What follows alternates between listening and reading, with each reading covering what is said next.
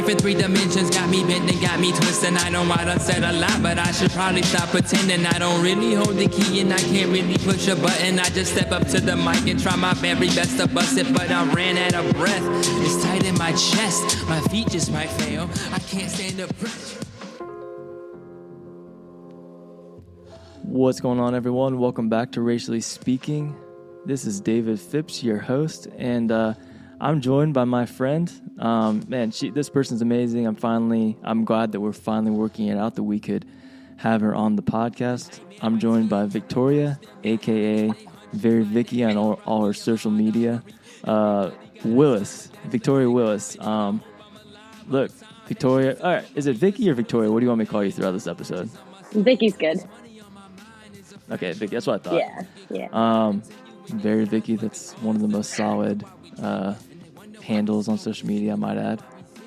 Thank you. It started in high school. Yeah. Nice. Yeah, Caitlin and I talk sometimes about the awkwardness of screen names and stuff like that. But anyway, yours isn't awkward. Yours is awesome. I feel like I had more awkward ones before, and then senior year of high school, I was like, this needs to change. It needs to be kind of better than this. No, love it. But all right, look, before we jump into this, we just want to keep it real here on Racially Speaking. Listeners, we are re-recording this episode. We sat down. I thought I had an amazing episode. We recorded this last week. We even had John Mark swoop in halfway through mid-podcast, had him contribute some, so that was a fun experience to have somebody come in mid-episode. We'd never done that before. And at the end, had some technical difficulty and didn't have all the audio recorded. So anyway, full disclosure, we are re-recording this, but I know we're gonna kill it again. By we, I mean Vicky, you killed it last time. I was really honestly just bummed that we didn't have all that material recorded, because as our listeners will see by the end of this, you are a wealth of knowledge and a very, very valuable voice to what we're going to talk about today. So thank you for coming on again, listeners. So there's the backdrop a little bit too. If we, sound like, okay, where do we want to go here? Because this is what we did last time. If it feels like that, that's kind of what we're navigating, but we're going to be as natural as possible. Does that sound good, Vicky? Yeah, it's going to be good. It's going to be hopefully better than last time. So yeah, I have faith. We got this. Time, but yeah, you did great last time. Thank you. But I guess it can only improve. I don't think we're going to get worse. Anyway, all right, Vicky, again, tell our listeners a little bit about yourself. Who you are vocationally, culturally, talk a little bit about your family, take that however you want. Okay. So on the first time we recorded this, I really liked that I opened up with, I'm a Christian, and I love that we pray before every episode, because without that and without God, then I wouldn't have the rest of it. So I am an art teacher. I'm an elementary art teacher. I teach K through 6. So I have little more than 600 kids. I'm the only art teacher in my school, so I get to watch my little kiddos grow from kindergarten all the way up to 6th grade. I'm one of the only specials at our school, that gets to do that. I like to think I know these kids a lot better because I see them year after year, and I see the progression and the growth that they've made throughout the years. I'm also a new mom, a wife. I identify as Filipino and Chinese, mainly Filipino. My dad is half and half. So we have a little bit of Chinese culture in our households, more like food and celebrating Lunar New Year, but not too much on that end. It's more so our Filipino background that we really celebrate. That's awesome. So your dad's half Chinese, half Filipino, and your mom's Filipino? Yes. Gotcha. That's awesome. So I think I said this last time, but when I had you on, I was pretty sure you were Filipino, but I wanted to ask you while we were recording, but I didn't expect to be Filipino and Chinese, so that's great. Yeah, we even have little nicknames. So every person in our family has a nickname, and my youngest sister, Hers is in Chinese because we have like big sister, little sister, but there's not like a littlest sister in Tagalog. So we have Okay. little sister in Chinese, which is Shobe for her. Okay. Yeah. Wow, that's great. So are you in the middle? Do you have an older sister and a younger sister? I have so many sisters. I have a very blended family. On my dad's side, I'm the oldest, and then I have a brother and then two younger sisters. And then on my mom's side, I have an older brother, a stepsister, and then two more sisters. And we technically adopted my cousin when he was a teenager. So he's counted in there too. Okay. Yeah, very blended. Right. So you got a blended Yeah. crazy household. Yes. Yeah, that's awesome. So you said you mostly identify with your Filipino culture, but so we'll go with that. So what would you say is, I think when I wrote the question, I said mainstay, but what would you say is the biggest cultural aspect that you identify with? The biggest, I think mainstay is still the right word, but prominent thing about your culture that you would want people to understand? I love this question. I would say probably hospitality and food. And I saw something today that someone was talking about community in the Filipino culture. And I think that really goes into the hospitality as well, because we all work as a family, even our friends and family, like everyone worked together. We also welcome everyone into our household, and even homes that don't have much, they're always willing to give, especially through food. So you never go into a Filipino's house without a full belly or without having access to their fridge. My friends and my sisters come into my house and raid my fridge all the time. Yeah, that's awesome. Yeah, so our culture is really based around hospitality and food and sharing and community. Great. Yeah, I would echo that. The, I guess, adjacency or acquaintances that I grew up around who were Filipino, it wasn't even from going to their houses necessarily, but it was just I picked up on that culturally. I ended up working in a couple of restaurants where there was a lot of Filipino people I worked with, and then my mom at one of her jobs when I was growing up, she had a lot of Filipino people working with her, and they would send home food with her a lot of times to bring home. So I grew up to love that, and just even the demeanor and personalities of the people I worked with at restaurants were always just very, very hospitable. That's what I even would have guessed if you asked me what kind of stuck out about Filipino culture. I'm just like, man, I feel like I'm family with you guys, and I don't really even know you guys, but this is cool. This is awesome. Yeah, and now that we're talking about this again, I'm realizing that even my stepmom and my dad, whenever they get new neighbors in, they're always sending food over, even though they don't know them. So I remember one time, I think like 2 or 3 summers ago, they were packing up food, and I was like, who's that going to? We're all here. And they're like, oh, we have neighbors that we haven't met yet, or they just moved in. We want to make sure that they have food too, because what if they don't have their groceries yet? What if they don't have this yet? So we want to make sure that they are taken care of. I also read recently that, oh, go ahead.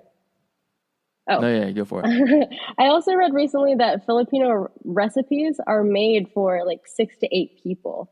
And when I read that, I realized that even when I cook way more. It's only my husband and I, but I always cook way more than I need. And I think it's because of that. I'm so used to seeing like a big pot of something or a big dish of something, because it's meant to share for more than just us. Yeah, so did you find yourself like doubling and tripling, like not even Filipino food, but like cookies and yeah, for no reason. Like, I know I'm not going to eat 3 dozen cookies, but what if someone wants them at school? I was gonna say, do you bring stuff into work? Sometimes. The county that I work for is really against like sharing food, and so like our students see us all the time. And I'm always I'm a specialist, so I'm not always tied to my room. I mean, yes, I am, but I have a couple minutes to run down the hall real fast every once in a while. And so I feel like the kids are always seeing me interact with other teachers. So if I'm like, hey, I brought you this, they'd be like, oh, we can share food too. And so I don't really share too much or bring too much to school. Gotcha. But I wish I could. Yeah. Right. I was going to say, I'm Allergies sure and there's, stuff. and a bunch of restrictions nowadays with, Yeah. I guess even COVID probably affected that a little bit. Yeah, definitely. Like classroom parties and things. Everything has to be Yeah. store-bought and wrapped up individually. Yeah, man, bummer. Awesome. Well, I appreciate you sharing all that. On the other side of things, what's something that you think is most misunderstood or unknown about Filipino culture? When we talked about this last time, we talked about how whenever people visit the Philippines, they see really big cities or really nice resorts or like night, just like the Instagram worthy spots and places of the Philippines. But we don't realize that as you like leave the bigger cities, that it is a third world country, and you see a lot of huts and shacks and small villages here and there that people live in. And I was talking to my stepdad about this a couple days ago because they had gone to the Philippines recently, and he was also shocked that not really the second, but very soon after you leave a big city, all you see is like openness or lots of wilderness. And then you see like random little huts here and there. And that's something that really humbled him, he said. So when we went, we island hopped, and it seemed like it was like a super extravagant thing, but it was nice to island hop, but we weren't on like this really big like cruise ship or anything. It was like a little tiny boat. And then, we just like went from island to island, it wasn't like anything extravagant. Right. Yeah.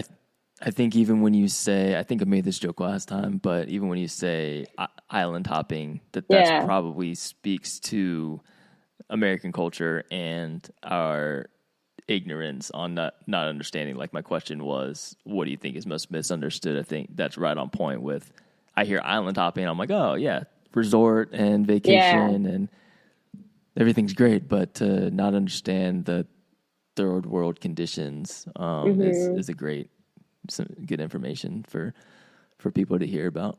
That's cool that you got to chop it up with your stepdad in between having to re-record. Yeah. Yeah. All right. Well, as you mentioned, you're a specialist. You're an elementary art teacher. Did you say you have 600 students? Just about. Yeah. It's not a few more. I don't know if you mentioned that last time. Man.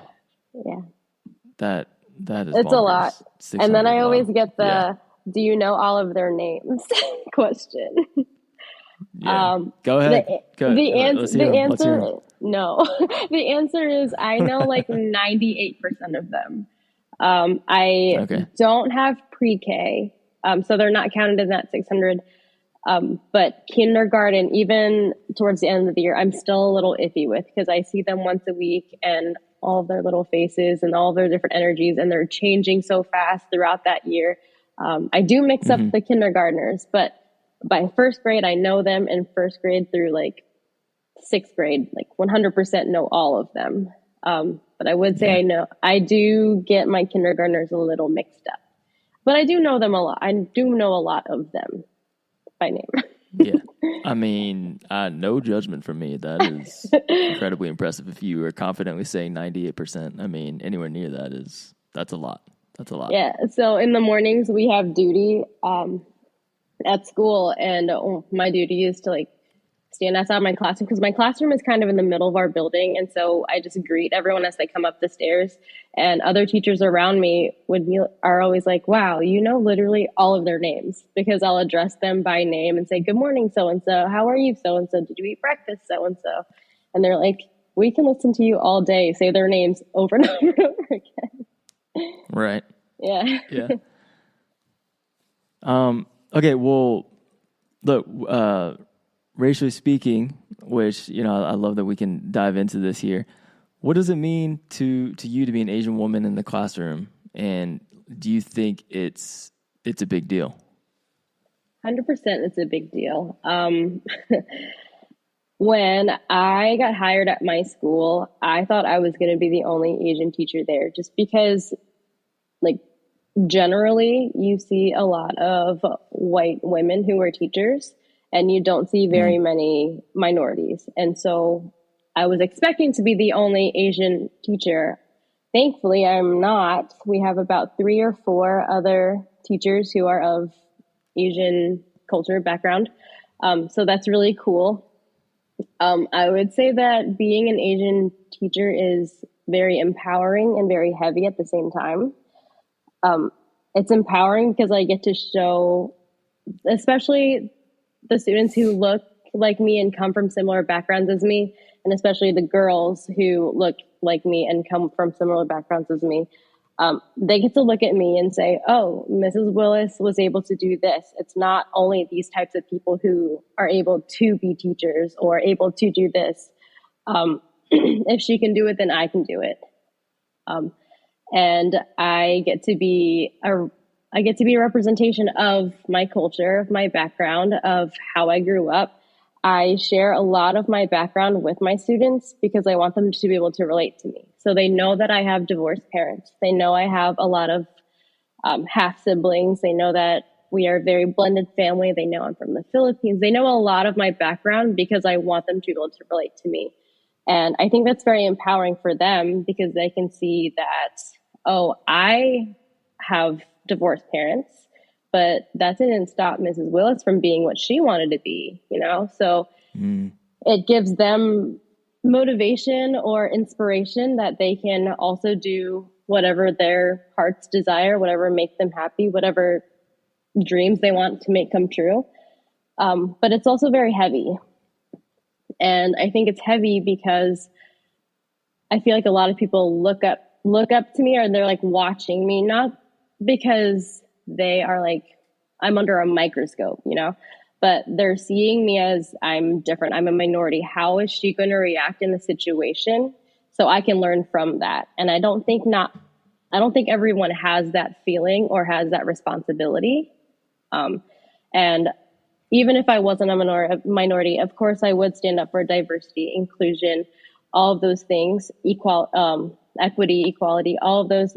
But especially because I'm a minority in a classroom, I feel like that is a big responsibility that I need to uphold and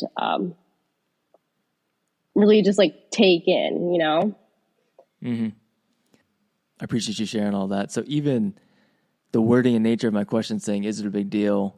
Hopefully, you know, listeners, you know that I would assume it's a big deal, but, and I know you too would, or you also would, Vicky, but even asking that, I ask that because I feel like nowadays it can be easy to either over romanticize that, oh my gosh, a person of color is like, as a teacher in the classroom, this is amazing. And like it is, but I think some on one end might push back and be like, we shouldn't make such a big deal out of it because it takes away from it, which I see that point sometimes. Yeah. But also I think that it can be easy just to think that, well, is it really, you know, that big a deal? And I'd wonder if you could even explain more, because first time recording, I love the examples you gave, because I feel like the things you've regularly found yourself dealing with your students has been even honestly surprising to me, because I was honestly surprised at how often you get to share your story, as you've talked about already a little bit, and gotten to literally talk about race and culture and, you know, essentially off the cuff kind of teach that stuff on the spot, and how that has been impactful.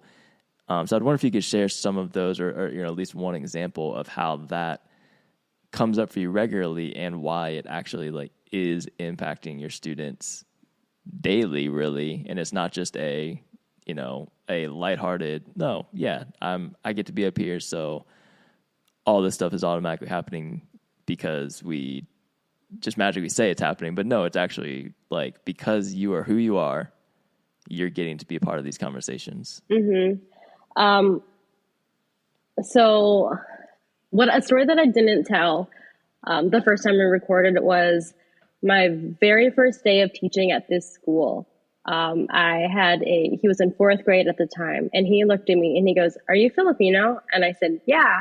And he like jumped up and down and walked into my classroom and was like, "I'm not the only Filipino in the room anymore." And he was so happy to find out that I was Filipino and that we had that similarity. And he didn't feel like alone anymore. And I thought that was so cool. I think about that a lot. But yeah, that's amazing. Yeah. But I feel like, how do I put this into words? It's a huge deal because I feel like not every teacher has this weight that they have to carry when it comes to race, when it comes to standing up for diversity. A lot of teachers are afraid to bring it up in classrooms or to talk about it because they don't want to come off some sort of way. They don't want to offend other students. But I feel like as a person of color and an Asian woman in a classroom, a lot of the times I can't just let those things slide. Even today, something happened race related. It was in second grade. And I don't know why this is a thing right now, but a lot of kids like to roast each other for funsies. And one of the kids said something like, well, your skin is darker than mine. And then the other kid was like, wait, that's not funny anymore. Like, why does that matter? Because they were like talking about their hair color, their eye color. Well, you like this, well, you like that, like roasting each other. And it was playful up until he said, well, you have darker skin than me. And everyone's faces were like, wait, what? And then I heard it and I thought they were going to shake it off. And then they didn't. And they kept saying, well, you're lighter than me, so what? Well, you're darker than me, so what? Well, you can't do this because you're darker than me. And then everyone started getting quiet. And then I had to pull them aside and we had to talk about it together. At school, we do something called a peace path. And so that gives each person who has a problem an opportunity to speak what's on their mind and to speak about what hurt them or what offended them. And so we did a little peace path so they can both understand each other. And towards the end, they can decide whether or not they are ready to move on or they have a minute or they need a minute to process what's happening. And then they can revisit the conversation later. So we had to do that. And they said that they were just roasting each other. But we talked about how that shouldn't be a roast. Like, that's not an okay conversation to have with each other. Those aren't nice things to say. You can hurt each other's feelings, and we don't want the color of our skin to be a reason why someone can or cannot do something. And in second grade, I was very taken back because, like, the last time we recorded, I talked about my sixth graders and how almost every single week, I see my students once a week for an hour. And this specific class, almost every single week, we have to pause our teaching conversations or like project conversations to talk about why we can't say, why certain words are racial slurs, why things are offensive to others, why we have to understand and empathize with each other and not purposely try to hurt each other's feelings. And even if it wasn't on purpose, we have to learn why this was harmful to someone else so we can understand them and not do it again, right? So sixth grade's tough in elementary school. I feel like we have really deep conversations and it's not like we're pausing everything that we're doing. We're working on our projects while we talk about this a lot of the times, but it's almost every single week with this class. It's someone's calling so-and-so this. And every time, like, we have to talk about race again. And then you hear a couple people say, seriously, again, we have to do this again. Like, I mean, if you're going to talk about it so much and you're going to bounce off the room, like all of class, then yes, we have to have this conversation because we're clearly not learning why this is the problem. Like, as Asians, we don't like when people say that we have slanted eyes. And some people don't understand why that is harmful or why that's offensive. So we have to have conversations like that with other cultures, other races, just so it's out in the open and we're understanding where people are coming from. Yeah. Oh my gosh, I have so many questions. I'm glad we're So recording much. that. Was that example is poignant. Okay, so are students more often, like, what is the percentage, would you say, on stuff coming up from students interacting like this? Like the conversation you said was happening with, students saying you can't do something because of their skin being darker, which I will come back to, but versus the percentage of you bringing it up as I guess part of a lesson. I don't know. Like, and I'm not in the classroom as a teacher at secondary level, but like I just can't imagine this is happening this often as you're saying it does to you. I'm not saying it's not happening to you, but I'm saying like this. I don't know. I just can't. Maybe it's where I live. Obviously, it's different culturally, but you also have a diverse group it surprises of me. students too. You have a diverse group What's of that? students too, though, right? You're at the college. Well, college, and I'm thinking about it through that lens, but also the I have one elementary schooler, and I don't know. That's wild to me that that's happening so much. I don't know why. I don't know why I'm surprised, or if I should or should not be. But yeah, I almost never bring it up. I never, aside from like Black History Month lessons or AAPI lessons, where we're specifically talking about a specific culture and some of their backgrounds, I 100% never bring it up point blank. It's always students talking about it themselves within each other, and I try not to overstep until I hear or see that it becomes a problem and they can't work it out together. When they can't work it out on their own and they're not able to empathize and sympathize with one another, that's when I step in. Because I know some parents don't want me having that conversation. It's a very like gray area as a teacher, because you don't want to overstep. You feel like it's not always your job.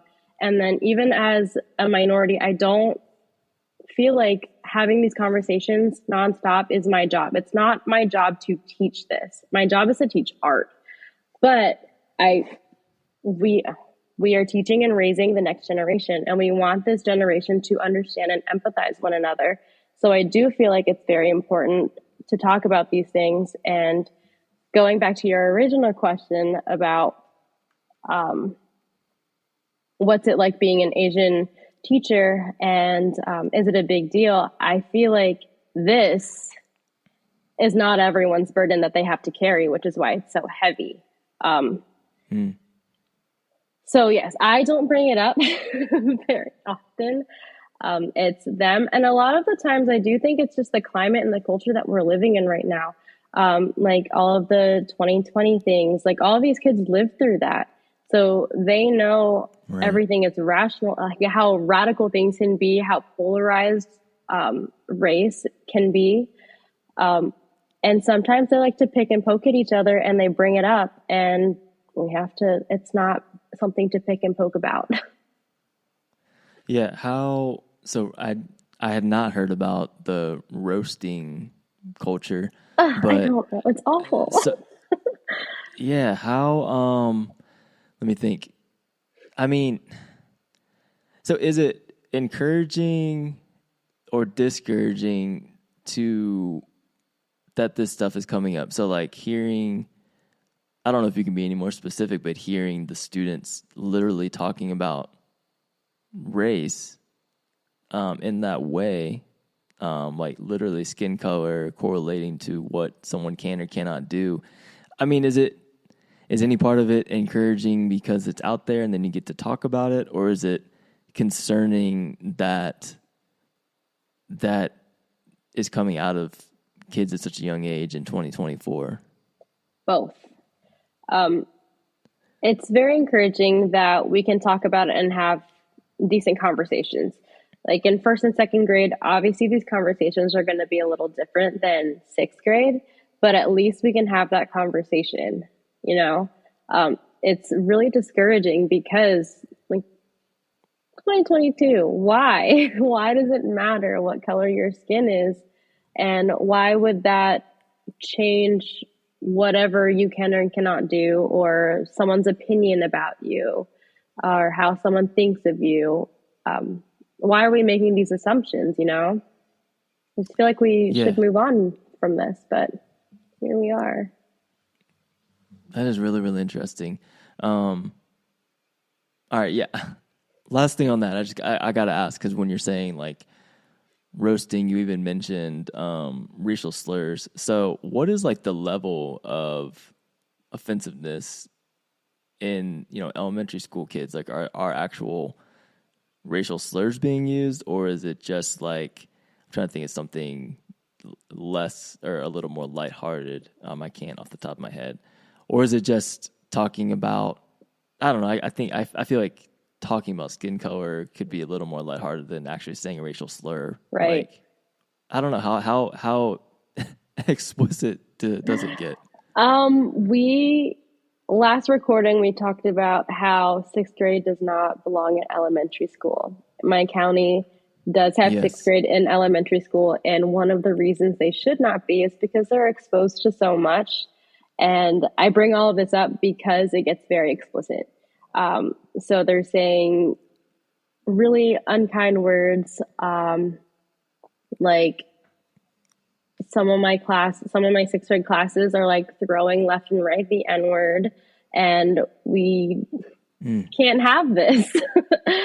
Like, I laugh because we all know that we're not supposed to say hurtful things like that or words like that or any sort of racial slur, especially at school. Like, what you do outside of this building, none of my business. But when you bring it into my classroom, then we have to have a conversation about it, because there's a time and a place, and there are feelings. Like, we just shouldn't. We just shouldn't. Is it, we can move off this. No, it's okay.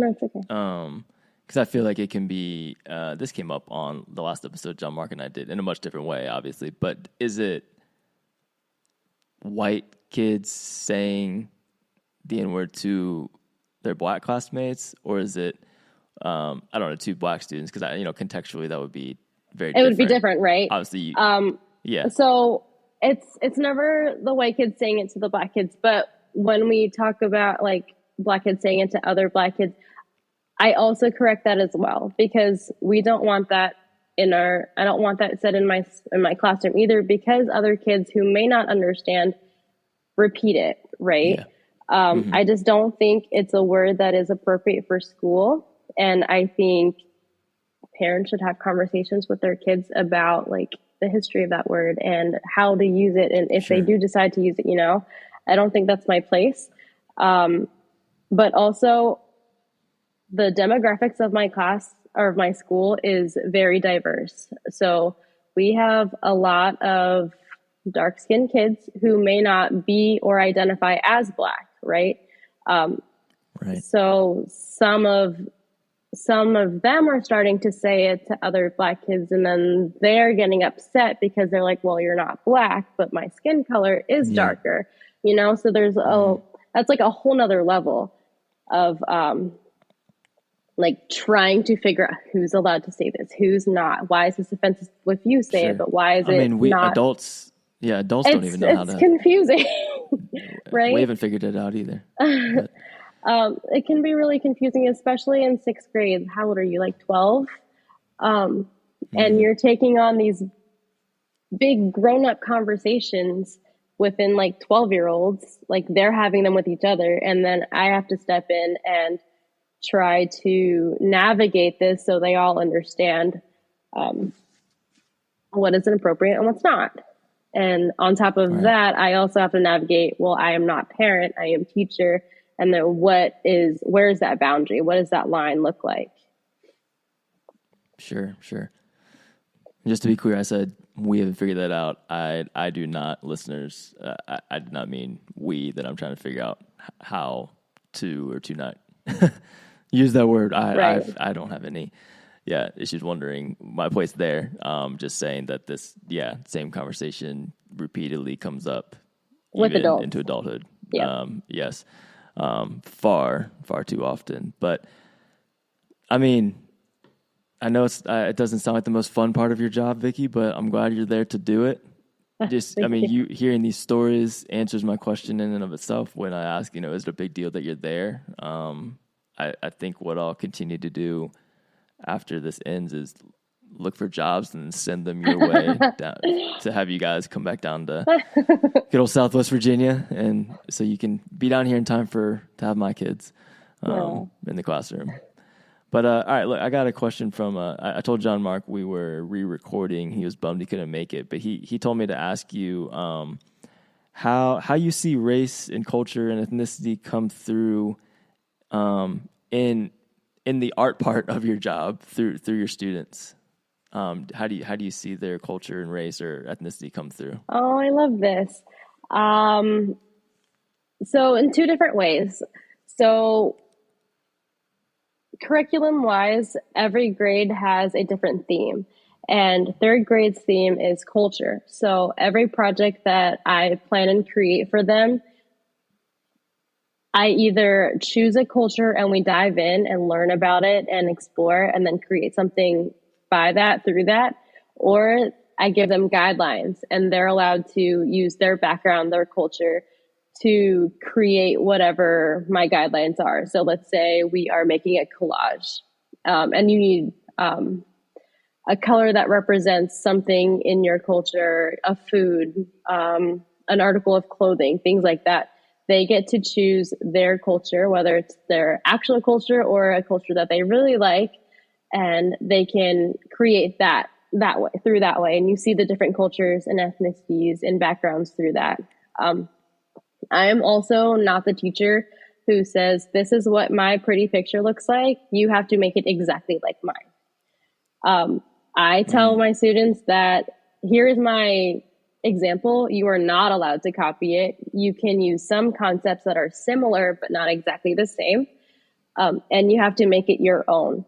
And so usually when I open that gate of make it your own, you see a lot of things like I chose red because there's red in my Chinese flag and I'm Chinese, or I'm using this mandala because I'm Indian and I see these patterns on a lot of different things, or I'm using a lot of lights because of whatever culture uses a lot of light, things like that. So I love being able to be so open and open to interpretation for them, because they get to show who they are through their art and show what's important to them and what's important about their culture into their artwork. And I think parents really appreciate that too. Yeah. Wow, that's awesome. That's awesome. Man, again, you seem like an amazing art teacher. Also, we in third grade, we do have little passports that we make. And so every project is based on a different culture or a different country. And in their little passports, they write 2 facts that they learned about the culture, like the country, if I chose it, or their own, or another one that they got to choose. So yeah, I try to incorporate culture in a lot of things that we do. I just want them to be. Man, that's so cool.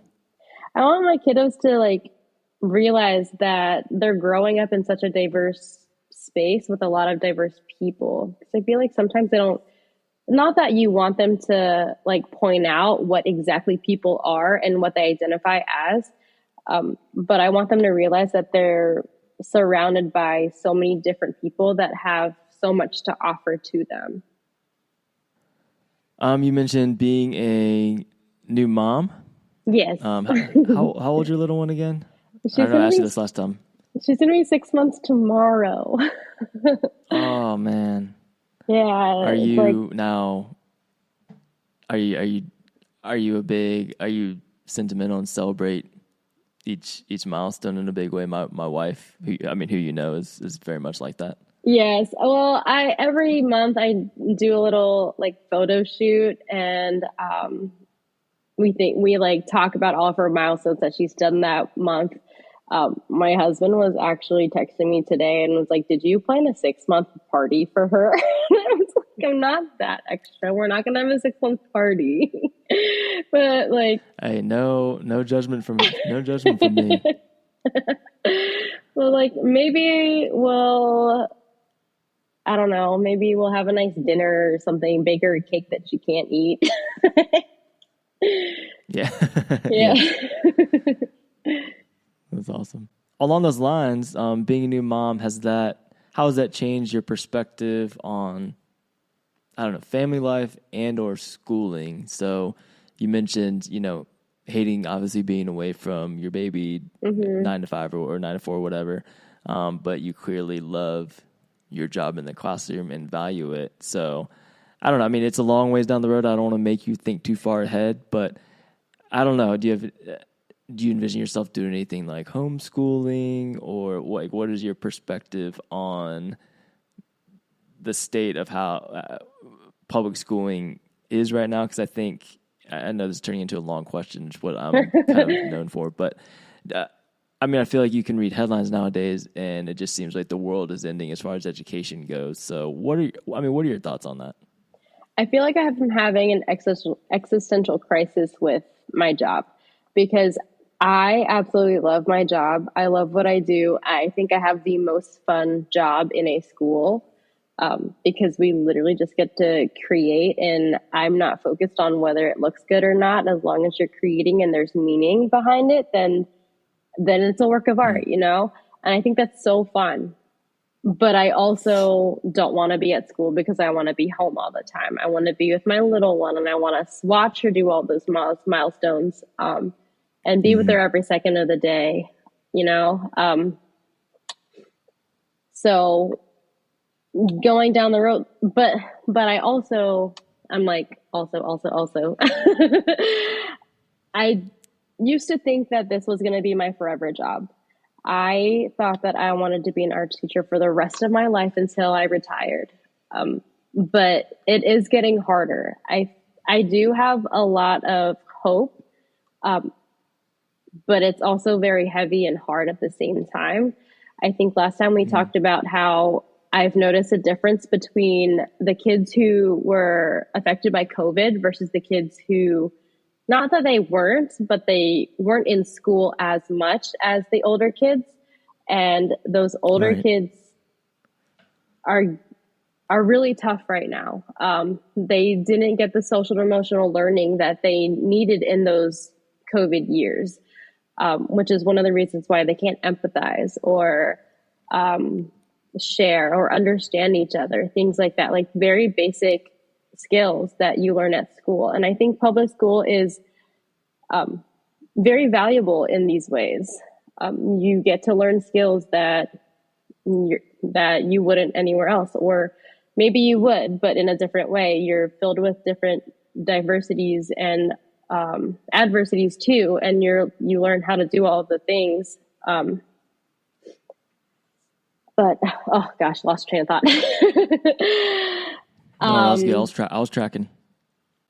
Okay, so with my younger kids, I'm noticing that they're not as hard, right? So they can empathize with one another. They can share easily. They can socialize. They can communicate with each other. Even my kindergartners are able to say, so-and-so, you hurt my feelings because this hurt me because. Yeah. But my 6th graders can't even have that conversation. They just immediately get offensive and get on the defense because they can't communicate why something is bothering them. And that group, it makes it really hard to stay in education, because I can't choose to just be a K-2 or K-3 teacher as an art teacher, an elementary art teacher. That's very rare that there are schools that are just K-2. Love those grades. They're my bread and butter, but also I have to deal with the older kids too.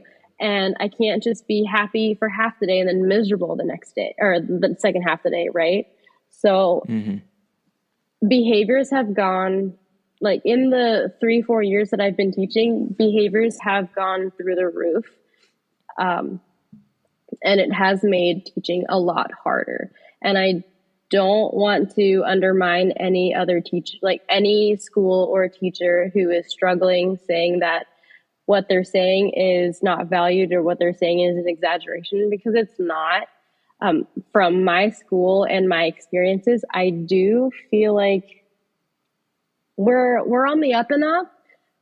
But I mean, I can't know that for sure. I just know that I see a difference between my K through second graders that I didn't see when my sixth graders were in that age range, right? So I'm hoping and praying that behaviors get better and being a teacher gets better. I'm hoping and praying that we get paid more to deal with all of the things. Absolutely. But maybe I'm just optimistic. We do have a teacher and sub shortage, and that speaks volumes for what's happening at our schools. And yeah, we have a lot of expectations, and we're dealing with a lot right now. So yeah, it's heavy. I think if anything, going back to the very beginning of your question, if anything would take me away from the classroom, it would just be like me wanting to be with my daughter and being able to teach her. I don't know if I would ever want to homeschool her. We've talked about putting her in a private school for like K1 type thing. But I did tell my husband that I do want her to be in a public school because she gets to socialize. Not that if you're homeschooling, you don't socialize your kids. I don't believe that either. I do believe that when you homeschool, you have communities and your children are socialized. But I also feel like she would be able to become a critical and creative thinker, be able to problem solve better when she's surrounded by other individuals who think so differently than her. I think that is very valuable in public school. Yeah, sure. Yeah, I appreciate you sharing all that. That was, I mean, you dotted all the I's, crossed all the T's. That was very thorough. Thank you. Yeah, no, this is great. I appreciate you being honest about how you're navigating all of it. I mean, in real time. Six months into having your little one, that's a lot to think about, and you get kind of a everyday first look at what the future is in some kind of a weird way, I guess, than a lot of people if they're not in the classroom, elementary classroom. So I'm sure this is not the first time you've thought about it. No, it's like every day. Okay, in the middle of those race conversations. Yeah. Okay, what can our listeners do? Can they do anything? Can we do anything moving forward to help any of the issues we've talked about? I said this last time too. It sounds a little cliche, but I just want people to teach their babies how to love our babies. And it's all over Facebook. You always see those things that are like, teach your kids to love my kids too, or teach your kids to understand my kids too. And I just truly believe that would make a world of a difference in raising this next generation and in school. Because if our kids understood how other people thought or empathize, even just empathizing, they don't even have to completely understand. As long as they empathize and they like love on each other, then I feel like a lot of things would get fixed. I also said last time that on top of that, read to your kids. I do a lot of reading and reflections and writing in my classroom too, even though we're an art class. We do a lot of reflections, and reading and writing is involved in that. And I saw in those COVID grades, our kids who were like very affected in COVID, that those levels really dropped. Some of our kids don't know how to write like complete sentences. Some struggle a lot with reading. And then I don't see that gap as big. But of course, you know, I'm only seeing them like very little doing this. So I can't speak like as a generalization, but from what I'm seeing, like the littles don't have that big of a gap when it comes to reading and writing right now. So I think the more we expose our kids to reading and writing, the more that they would love it and get better at it. So teach your babies how to love my babies and read to your kids. That's awesome. Wow, thank you so much. This was fantastic. We killed the re-recording. Yes, we did. You killed it. No, this was great. Thank you so much. I mean, selfishly, as a parent of little ones, as well as justice advocate, your insight to all this stuff is indispensable. Really, really great. Thank you so much. Wait, do we have a question? Okay. Do we have time for one question? Yeah. Can I ask you a question? Go for it. Okay. On the spot. I'm sorry. I have been getting this a lot with my daughter, but do people ever like talk about your kid's skin color or like how they don't identify with one or the other? Because Caitlin is white and then you are Asian. So do you ever get that?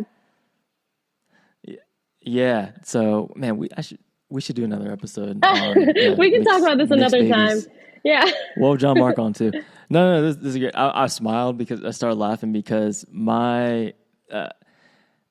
it's just I'm really asking you a lot of these questions because I find it just so interesting and some of your answers that I didn't expect. But so we obviously talk about this stuff with our kids. I got 8, 5, and 1-year-old, but I haven't really heard a lot of talk from or their experiences having talked about this. They haven't shared a ton of this coming up with them of where they like identify, but we just regularly say like, so I'm kind of butchering this. We'll say when they ask questions, well, yeah, you know, I go by Papa to them, but you know, Papa is Asian, and his skin that's why you know his skin is darker or tanner than your skin. We go really basic, you know, so far. And Mama is Irish, or a lot of people just say white. And you guys are like part of both of us. You know, that's kind of as specific as we get right now. And they take it in a very lighthearted way so far. And I laugh because they like to recount it, especially my 5-year-old little girl. She says she'll randomly bring it up and say, Aww. "Hey, I'm Asian. Papa's Asian. Ollie's Asian. Everett's Asian." And then there'll be like a pause, and she'll be like, "Yeah, that's great. Good job, Millie." And then she'll say, "And Mama's Asian." And then we just laugh because we're like, almost. Or like we'll say, "Oh, she almost got it." So I take that as she's saying it in a positive voice. So like she likes that she's Asian because I feel like we've obviously said it in a positive way, but it's just funny to hear her identify and then just she is always last and there's always a pause and she says, "And Mama's Asian. We're all Asian." It's funny. I'm interested as they do get older though. How they'll identify, but then the kind of things they'll experience. I can assume certain things they'll experience, but they, if you don't know what my kids look like, I know you do, but listeners, their skin is pretty light, and so I think a lot of times they'll be white passing. Yeah. That could always change or not be true, but I don't.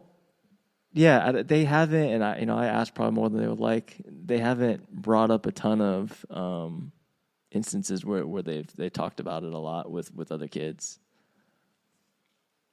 I ask because obviously my baby is only 6 months. Like she's pretty pale. I mean, she's a baby, but people have already started saying things like, "Your baby is so white," or "She doesn't look very Asian." And I've had to stop a couple people and say, like, politely, like, "Please don't say that because it's going to confuse her. If you say that she doesn't look Asian enough, she's not going to feel like she belongs." or if you're going to say she looks white and isn't Asian, but she is, you're going to confuse her. And so I was curious, like, have people like said that to you, or if you've heard anything with like through your kids, or how you dealt with that? But like, I love your answer. That was my one question. Yeah, no, that's a great question. We've had, I think early on, this is probably like 3 or 4 years ago now, but an adult friend or acquaintance say something. I think we were talking about food, like what foods our kids were liking and eating at whatever stage. And our 8-year-old Ollie has always loved rice. And so we were just kind of off the cuff talking about like what they like. And we're like, oh, Ollie, I mean, he inhales rice, like he loves it. And as you can imagine, like the person's like, oh, of course he does. Like, yeah. He would. He's Asian, or like a little Asian kid or something like that. And so we, I actually think it was Caitlin that was experiencing it, but took that time to say, actually, and like unpacked what was problematic about that dismissive remark and tone. I probably have less experience to say about some of this, and sometimes I wonder if, like, I think sometimes I don't experience this quite as much because a lot of my feelings on this stuff are out there, sort of, and I'm kind of upfront about this a little bit, and I don't know. I sometimes I think people don't purposely say stuff out loud to me, which is a blessing and a curse, because I mean, I like talking about this stuff. I don't want to give off the impression that, I don't want somebody to cross me with the remark, but also sometimes I'm like, okay, good. Like, no one's going to say something like... He's the guy with the podcast. He talks about race all the time. I'm not going to say it to him. Right. I live in a small town, and so sometimes I'm like, I wonder if people just would never... I don't know. I try and just prepare our kids to embrace whatever, but I come back to just the stuff you're saying you experience in your classroom, and I think that my kids are still in the stage of rose-colored glasses of they'll learn like what they learn in school, like history lessons and stuff, but they don't Black History Month, they retain all the big talking points and figures that they learn about, but then literally they'll just say, that's really stupid that, Black people used to not have rights because they're Black. And I'm like, yeah, that's the time where I'm like, yeah, you can say that's stupid. They love that we let them say stupid, but they're like, that's stupid. And then I'm like, yeah, yep. It is. It's stupid like that. If that's what you're taking from it, that's fine for now. That's cool. Yeah, no, that's a good question though. Yeah. Well, thank you. Oh yeah, absolutely, no problem. Thank you for coming on and doing this episode and re-recording this episode. Again, excellent listeners. I know you're going to take a lot from this. Thank you guys for listening. As always, the music you're listening to is done by our guy Dylan Dent. Our artwork was created by Ashley Bush. And we'll see you guys next time. Thank you. The nightmare might scare you, no worse than reality. They hunt you by day, R.I.P. Ahmaud Arbery. Everybody got a time, but that's less than comforting. I hope I'm alive by the time they choose to comfort me. Mosquitoes in the vein, or leeches on my soul. This money on my mind is a fracture in my bones. You get crippled by continuing existence like a ghost. And they wonder why we drink, and they wonder why we smoke, and they wonder why we think that everything's a joke. I'm shocked that we can sleep, must be the thought of letting go.